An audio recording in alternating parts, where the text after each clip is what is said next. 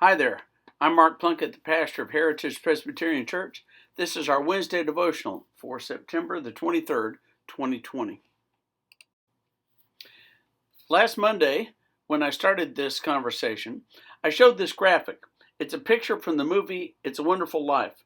And in this picture, the character George Bailey, whenever he goes through the drugstore, he stops at the automatic cigarette lighter and he holds his hand up and puts his finger down on it and says, "I wish I had $1 million." And he pushes the button, and if it lights on the first try, that means he gets the money.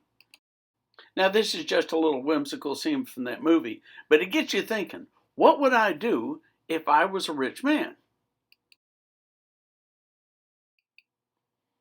Now, of course, the problem is the scripture where Jesus said, "It is easier for a camel to pass through the eye of a needle than for a rich man to enter the kingdom of heaven." So I propose we need to think carefully. And the other day I talked about two things I wouldn't do. Number one, I would never give money to any political candidate. And number two, I wouldn't brag about it. I wouldn't tell anybody. I would try to do things secretively. But sooner or later, I need to answer the question. If I were a rich man, a very, very rich man, what would I do? Well, perhaps the first thing I would do would be pour a lot of money in trying to rid the world of at least one disease. There are diseases all over the world that can be defeated if there's enough money, if there's enough research, if there's enough inoculations being done. I would take on some diseases, perhaps some that were personal, that had affected people I knew, and I would try my best to spend the money to eradicate certain diseases. The next thing I would do is I would add large amounts of money to scholarship funds at historically black institutions. One of the ones I know I would pick is Johnson C. Smith Theological Seminary in Georgia. It is a seminary that is primarily for African American seminarians. And we do not have enough black people in the Presbyterian Church, and I think we need some. And Johnson Smith didn't graduate too many seminarians in the last few years. How about we add a lot of money to the scholarship fund? How about enough to not only pay for 3 years of study, but also pay for their dorm life and give them a stipend for food? How about things like that?